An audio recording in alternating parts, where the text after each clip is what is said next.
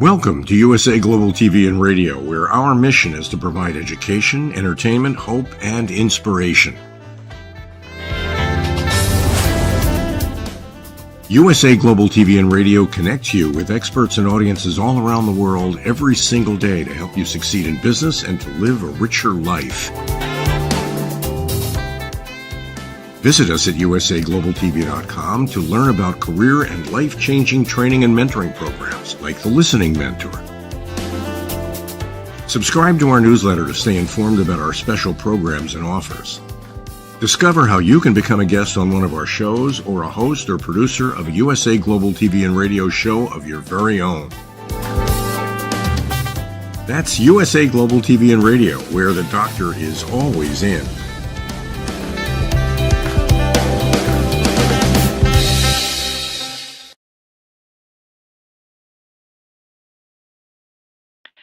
Hello and welcome to USA Global TV and Radio.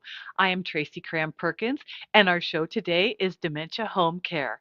I invite you to subscribe to our YouTube channel, USA Global TV and Radio.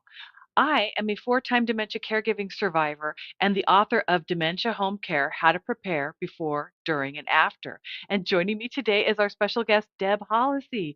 Deb is a past caregiver who lost her job due to caregiving. As a result, she founded her company, Advocate for Mom and Dad. Deb writes on caregiving issues for adult children of aging parents. Visit her at her website, advocateformomanddad.com. She is the author of 2 books, Your Caregiver Relationship Contract, a practical step-by-step guide for discussing relationship issues that arise between caregivers and their care partners, and A Relationship Contract for Dementia Caregivers, which provides the reader with practical knowledge and necessary steps at each step of the disease to continually adapt your practices and expectations to meet the needs of the person you care for, and more importantly, your own needs as the disease progresses. Welcome, Deb. Surprise, Deb's not here. she just fell off. So Oh no. hopefully she'll be back. I thought, okay, let me come in and speak with you here. How are you today, Tracy? I'm fantastic. Woo! We can improvise. Fantastic. It's the fun of live television. Yes, it absolutely is. So, while we wait for Deb, I'm sure she'll be joining us soon. I just want people to know the incredible work that you have done and you are doing. And I don't even think that you have really fully embraced and comprehended the success that you have had by doing something that people don't even realize. Being a person who loves their family member, the family member is diagnosed with dementia, and then you are literally in the role of taking care of that person, not once, not one person, not 2 people, not 3 people, but 4 people that you have really, you stepped in and you became an advocate against all odds, against everything that you were going through in your own life. And I really take my hat off to you. As you know, my mom had dementia, and you were just like a rock for me. So thank you. Oh, thank you very much. I, I'm a little overwhelmed. Me too. Oh, Oh my goodness. oh, but So, Tracy, what I want to talk about while we're here is your book. mhm. So, your book, Dementia Home Care, is a result of you being a four-time caregiving survivor of your family members who have dementia.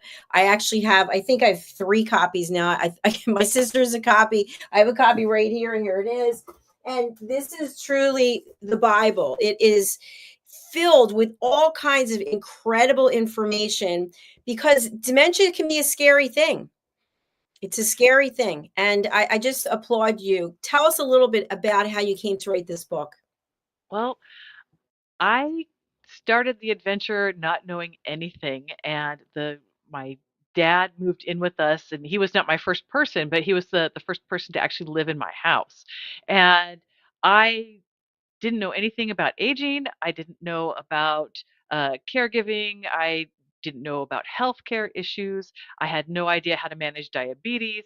And so there were a lot of things that, like a lot of people, jump into the deep end and the water may be boiling or it could be freezing cold. So, uh, as I was learning how to take care of my dad, he ended up in the hospital because of hypothermia because I didn't recognize the signs. And then we had other issues with wandering and me not understanding about how reality orientation doesn't work. Um, so I had a lot of things to fail at, and I could not find the answers I was looking for. Uh, and I had read over 30 books on dementia. So like when my father would melt down and start like throwing silverware at me because I did something that upset him without realizing that I had done it, um, I would know that there's a way that I had just read about it, but it had been a couple weeks ago and I couldn't remember where I found it. And then I'd have to fake my way through whatever it was. And then I would find it 3 weeks later when I was looking for something else. So literally, I started organically putting it together where I could find each section that I needed because, and then I realized no one out there comes at this naturally unless you were raised with it. So I decided that other people were in the same boat and I needed to put this together. And my dad asked me one thing that I wasn't expecting. When he first moved in with us, he had been shunted into the system, and it took us 5 months of uh, fighting with a legal battle to get him into our care. And once he got into our care, and he had a very rough journey prior to that in the system, he said to me, Tracy, I have Alzheimer's disease, not the plague. What does it take to be treated like a human being? And that hit me right here. So um, that is how I started working on the book. Oh my gosh, that is amazing. I'm like overwhelmed here. I need to get it together. So, a question I have for you that people may be wondering as well, and I'm not sure if I did the right thing, but I did what I did. I actually told my mother she had dementia because she would forget and she would say, "Why are these things happening to me? I don't understand." Is that a good thing to do or not? I mean, your father obviously sounds like he comprehended it more than my mother. Well, it depends on the person. So if your mom wasn't getting upset, but you were answering her question because we're all looking for answers, and when as autonomous adults, we usually can find our own answers or we know how to talk to someone to ask them about it. So in essence, you were her safety net there and you were answering her question. So she didn't understand why it was happening to her and you lovingly explained it to her. I mean, it's not like you beat her about the head and said, "You've got dementia, why can't you remember?" I mean, 'cause you Right. didn't.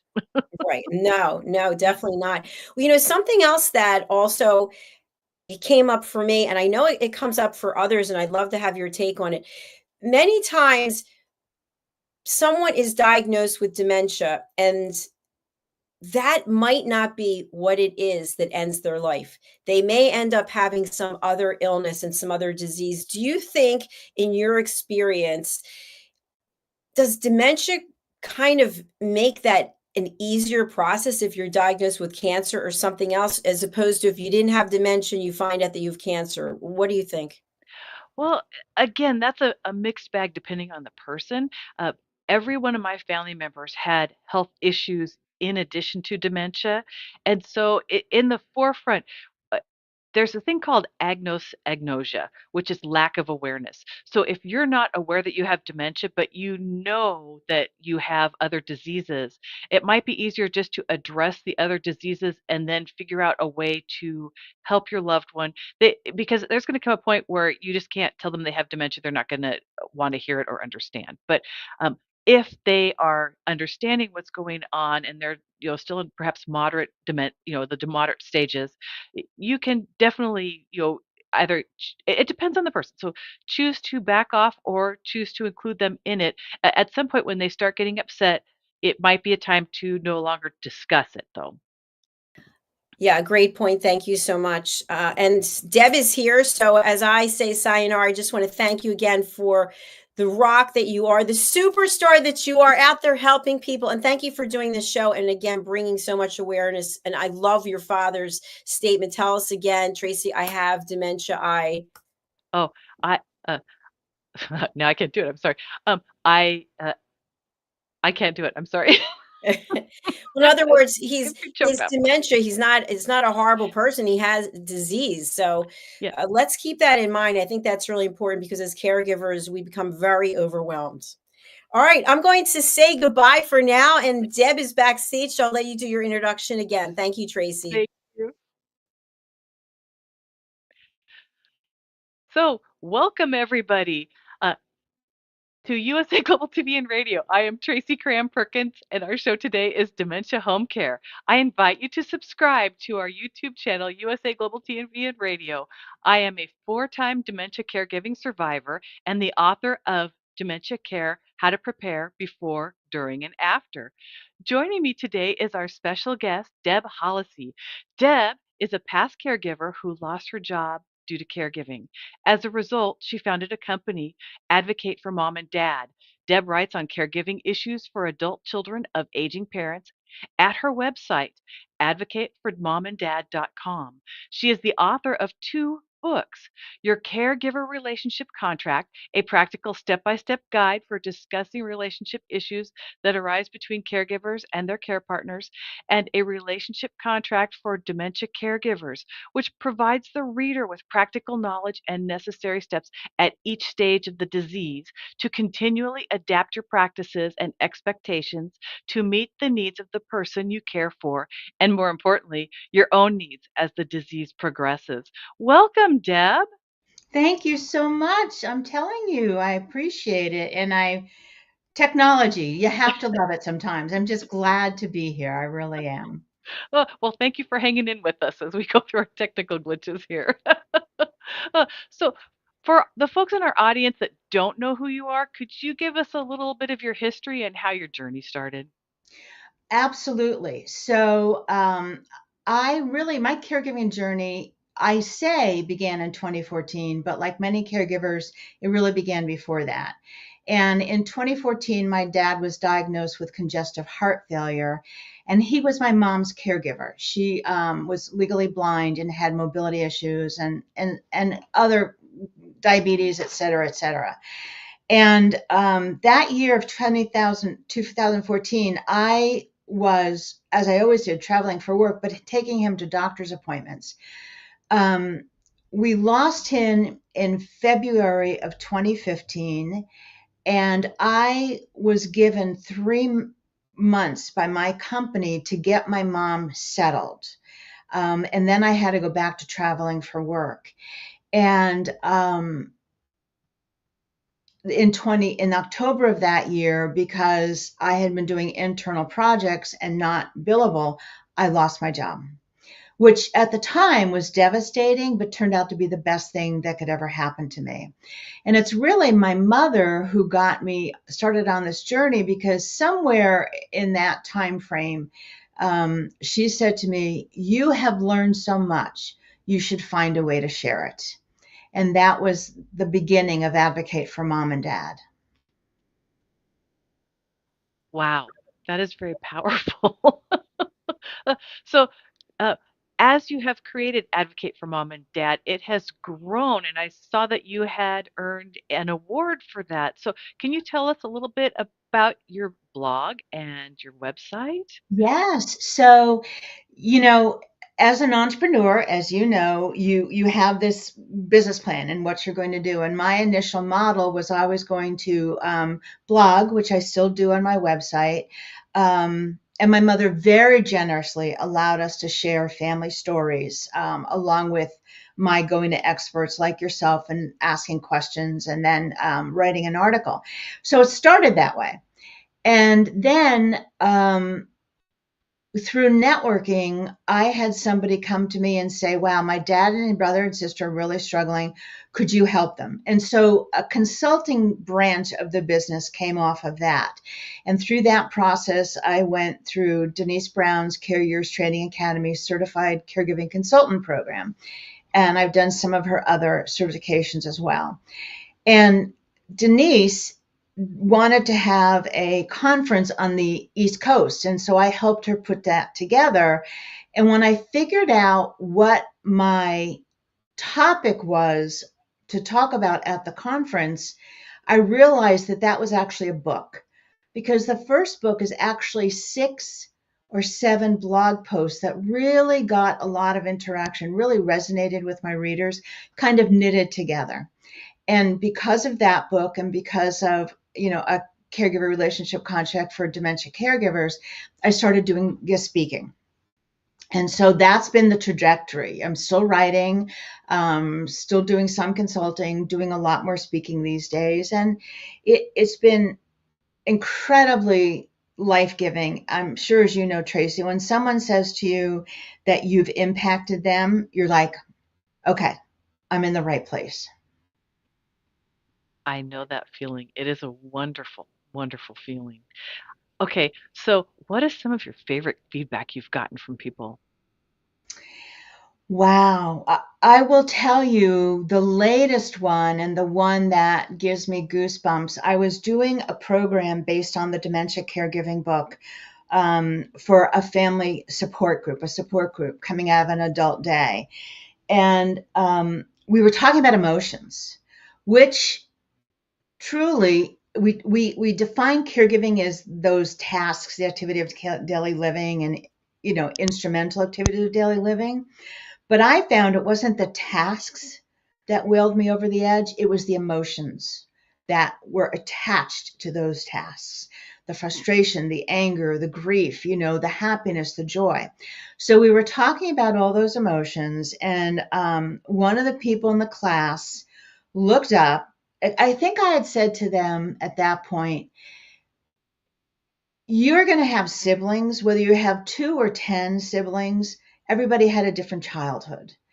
And you may want them to act some way with you, but they can't a lot of times because of the different childhood. And you can want and you can push and you can argue all you want, but they are simply not able to do it. And so if you can't get the kind of support you need from your family of origin, then we all have a family of choice. Those friends, those coworkers that support us, then go to your family of choice. And she looked at me and she said,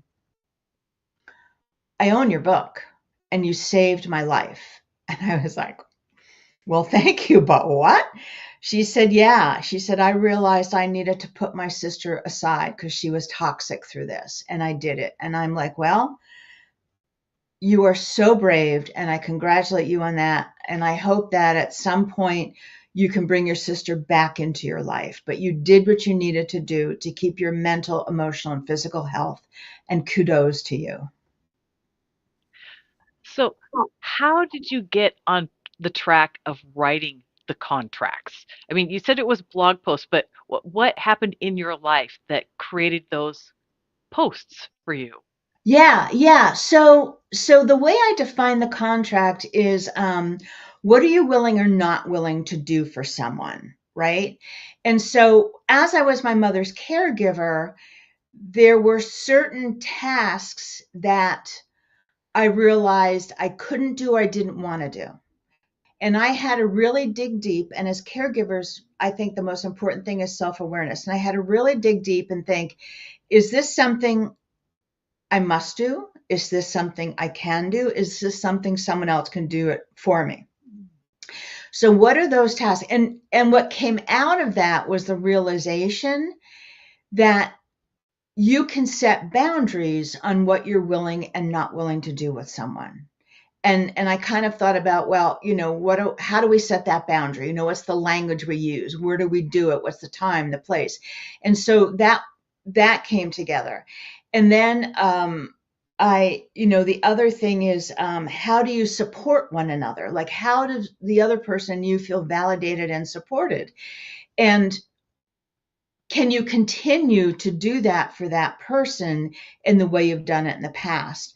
Certainly, if you're caring with someone for dementia, that's going to change, and to help them feel validated and supported, you're not necessarily going to take them to lunch or dinner or have a long conversation, but your body language, your tone of voice, making them feel safe, all of those things is now how you're validating and supporting them.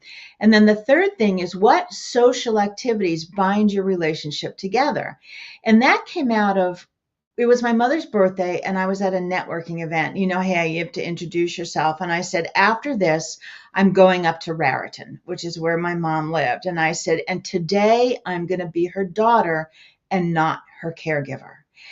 And that was like this huge thing in my head that's like, we're so task focused that we can lose the original relationship, daughter, son, spouse, whatever it is. And there's real shame in that. It's just awful when we do that. So we really need to be very deliberate about making sure we find ways to keep connected in social activities. And you and I know, again, someone with dementia, you're going to have to alter those activities, right? Like, if you always play gin rummy and they still love cards and they don't remember the rules, then just play cards. Who cares about the rules, really? And so it was things that happened during the caregiving journey with my mom that were all these aha moments that I wrote about. And that's the way the first book came together. And then the second book is really a rewrite of the first one for dementia family caregivers. So I'm sorry, Deb, what was something that surprised you along the way you may not have expected?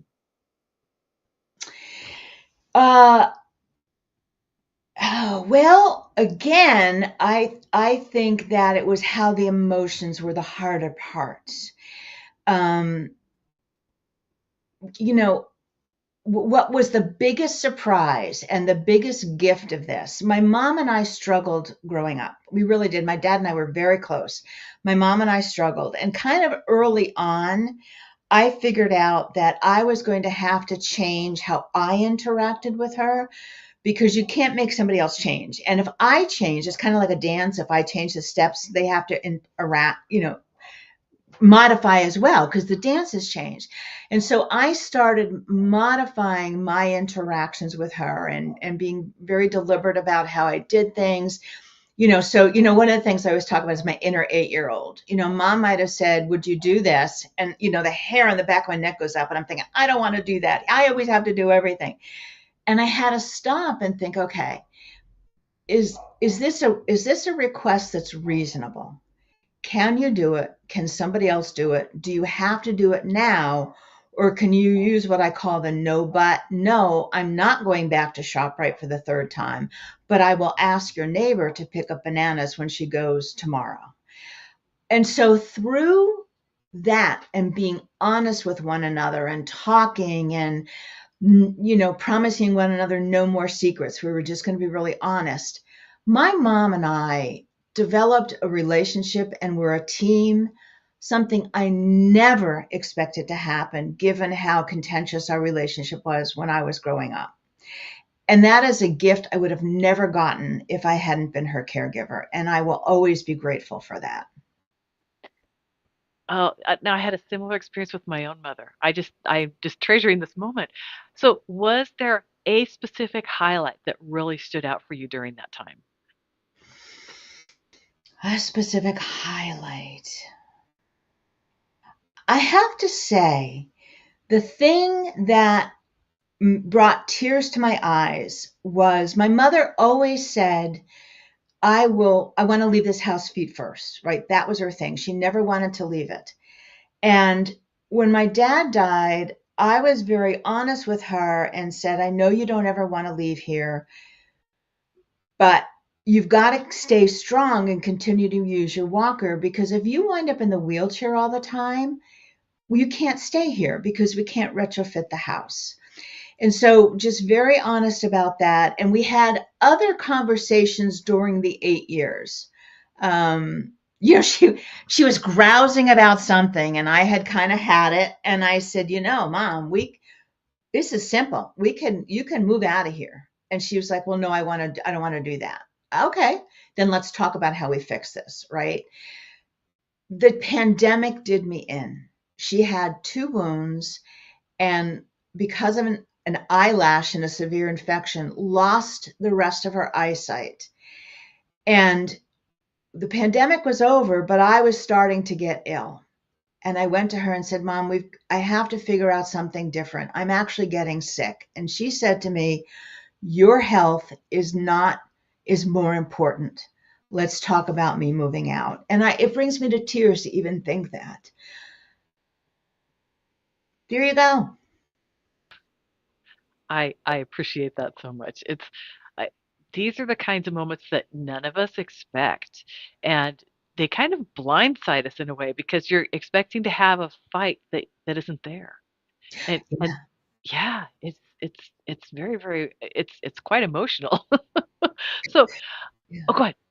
No, I was just going to know it really is. It really is. So, and I was able to move her down to me instead of an hour away. And I was over there all the time with my dog and doing stuff with her. I started doing food demos once a month when she passed November 22.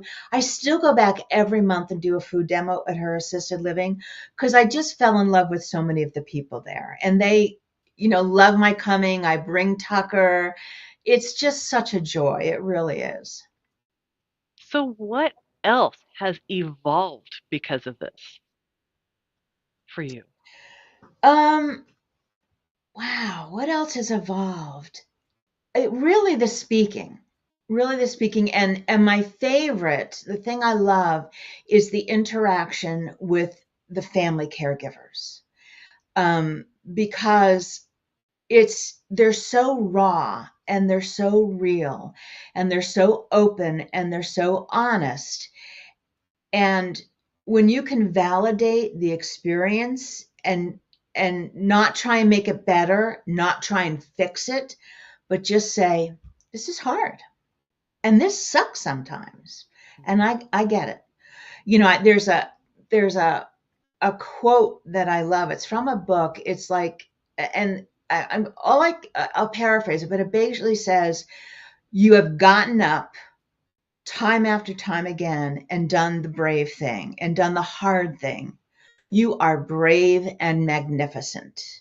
And that's what I want all the caregivers to know. You get up every day and believe it or not, you choose caregiving almost day in and day out. Every time a process changes, every time you get a new diagnosis, every time you give something up in your life, you choose caregiving. And you don't even realize it. And that is brave and magnificent. Oh, that's amazing. That and so well put. It's so difficult sometimes to get people to understand and give themselves more credit where credit is due. Sometimes it's just you're so depressed or you're so exhausted or overwhelmed and you just don't understand the choices and the validation for yourself. Right. Or even taking care of yourself. So how for yourself, how did you go about getting respite care? Um, so I was very deliberate about the way I structured my mom being in her home because I was still traveling at the time. And so we had live-in care and the way I structured it, normally you do a 4 or 5 day week and then you get a week off. But I knew 2 things. I couldn't guarantee I could get that week off. And I knew my mother was tough. And if she had somebody in her house for 4 or 5 weeks, it would have been bedlam. It would not have been pretty. So I structured it that they had off for 4 days every 2 weeks. So every 4 days, I packed myself and my dog and went to my mom's and stayed with her. And then every time there was a family event or she needed the doctors, I was up there. So, I structured it very, very differently. And now I've forgotten the question. I'm sorry. Oh, Ask me no, again. no, actually, you're on track with the Okay. question. Yeah. You're really on track with the question. Yeah, it's well, see, the thing is with as people are watching this from around the world, they don't necessarily know, and so everything that we share with them is new.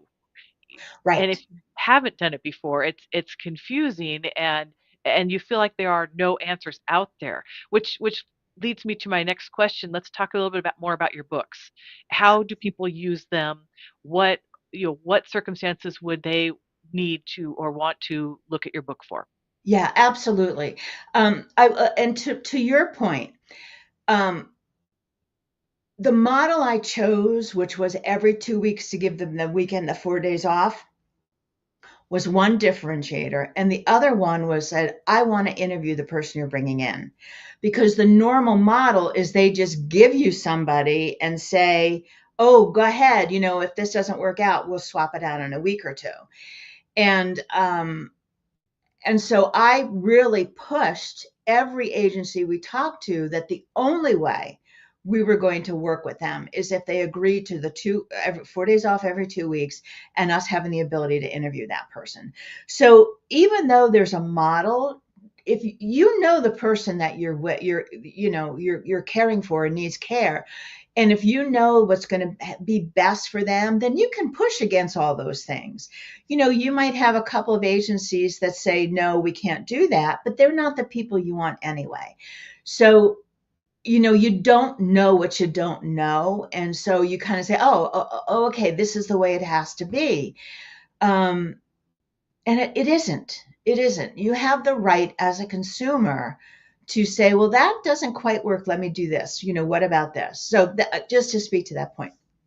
So the books, truly, whether you are new to caregiving or have been at it for a while, I think either book is really helpful. I will say that I think the strength of the books, both of them, is really very much about effective communication, both with the person you're caring for and with everybody else in your life. I mean, really effective communications. And that's a lot of what my consulting is as well.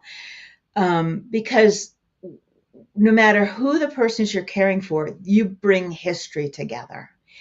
And that history can really complicate caregiving.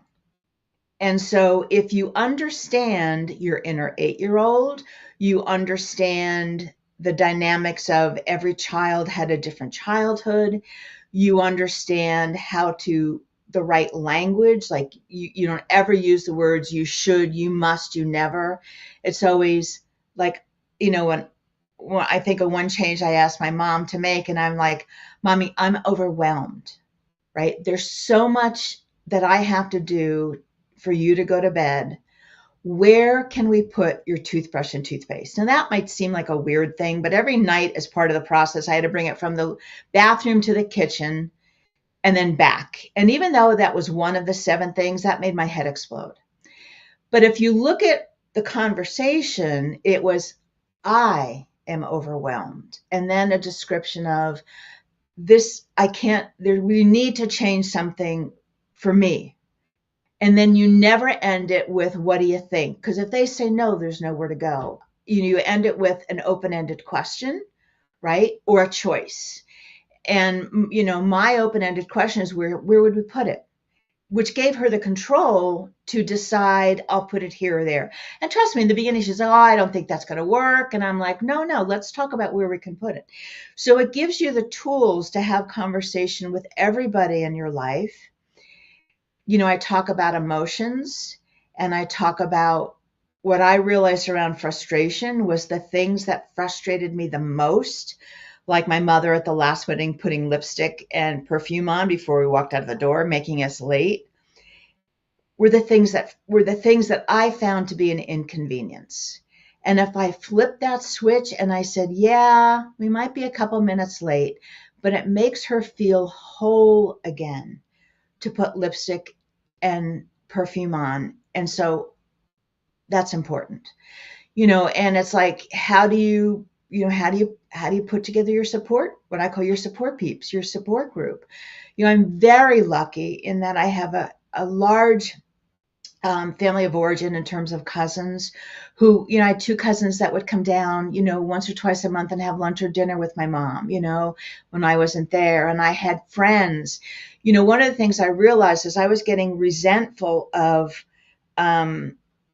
losing a weekend and missing out on friends. And I thought, wait a minute, my friends know my mother and they love her like I do. So we would have parties at her house. So it's kind of looking at the emotions, the conversations, who supports you, how do you have it, and giving you tools and tricks for doing that. And at the end of every chapter, there's either a worksheet or questions to ask yourself to kind of think it through. And the dementia book is the same, but it also goes into helping people understand, after the mild stage, you can't set boundaries. So the contract becomes with yourself, because you need to be the most important person in this scenario. And it's the kind of thing, and Tracy, your book, I cannot say enough to people, buy it. It is the most incredible practical resource I've ever seen. And it's quoted in my book, over and over again.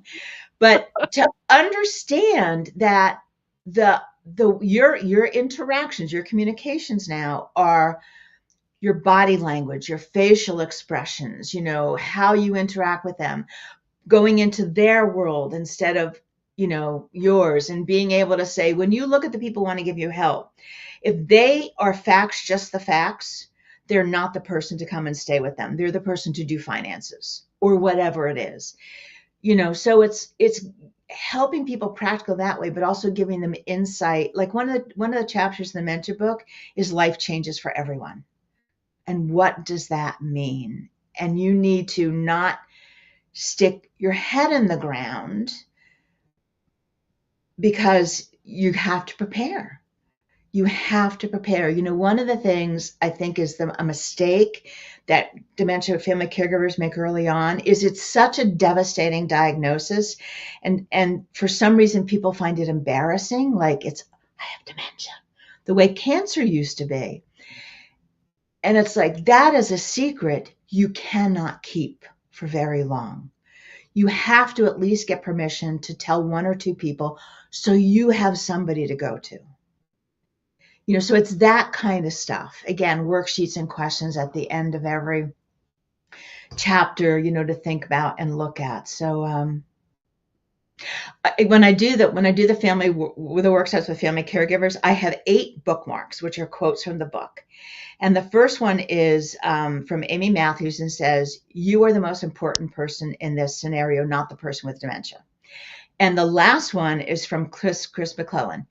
Nobody has caregiving on their bucket list. And, we start talking about in the very beginning, why is this important that you're the most person? Do you believe it? Do you act like that? And then we talk about emotions and, there's things on boundaries. And then we get to the end and it's like, yeah, you didn't have this on your bucket list, but you're here. And how do you choose it day after day? So that's how it can help people. Oh, that's so wonderful. Well, we are almost out of time. So, what is one last thing you want to share with the audience? There is help out there. Do not feel like you're an island. If you are at the point where you cannot get out easily, there's online support groups. There are programs like yours. There are resources from the Alzheimer's Association. There really is help out there, and you deserve to ask for it and look for it. And I guess the other thing I would say is, you don't know how long this journey is, and it is so overwhelming and tiring and frustrating when you're in it. But there are also real moments of joy, and look for those. Hang on to those, because I will tell you that it's going to end. And not only do you not want to have any regrets, but you want to be able to look at it. Most people can look at it and go back and say, I'm glad I did it. And so my wish for everyone is to Don't be an island. Ask for help, get help, and be in those moments of joy. So at the end of this, you can say, yeah, this was God's work, and I'm glad I did it. Deb, thank you so much. This has been wonderful, and we are actually out of time now. But thank you so much for joining us today and sharing your wisdom with everyone, because it's been wonderful chatting with you. Thank you for asking me. So, and to the rest of the audience, I'd like to thank you for spending your time with us. We will be back on April 20th, excuse me, I'm sorry, March 20th, and our guest will be Dr. George Ackerman of Together for Sharon. George lost his mother, Sharon, to Parkinson's disease. He is an advocate for Parkinson's awareness, and his website, togetherforsharon.com, reaches thousands of individuals across the country for Parkinson's awareness and hope for a cure. In the meantime, you can go over to our YouTube channel at USA Global TV and Radio and look for Dementia Home Care Playlist, where you will find all the past episodes. Thank you to our wonderful Dr. Jacqueline for all of her work behind the scenes today, and thank you to our sponsors for making this possible. See you next time.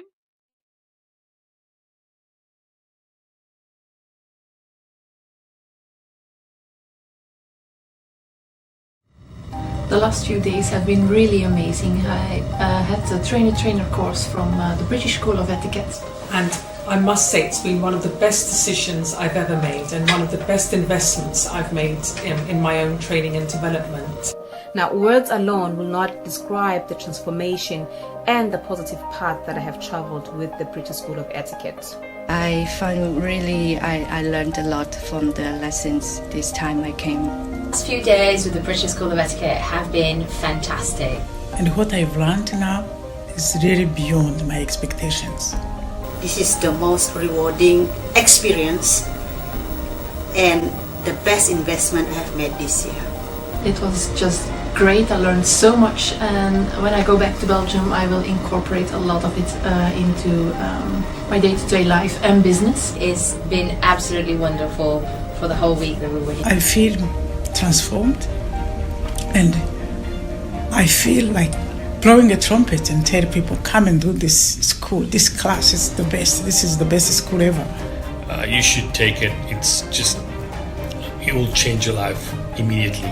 I am now able to teach other people how to bring the best of them. Thank you. Thank you, BSC. Thank you. Thank you so much. Thank you.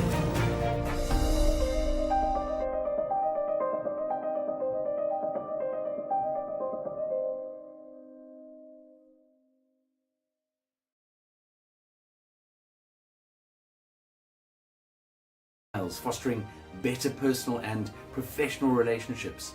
Module 8, Mastery in Dining Etiquette. Building your confidence to perfect the subtleties of dining with finesse, enhancing your social savviness at any table. Step into the Polished Professional program where poise, elegance and excellence aren't just taught, they're instilled for life. Join us to redefine your potential and polish your professional edge. To learn more, go to thebritishschoolofexcellence.com. The British School of Excellence are investors in people. Let us invest in you.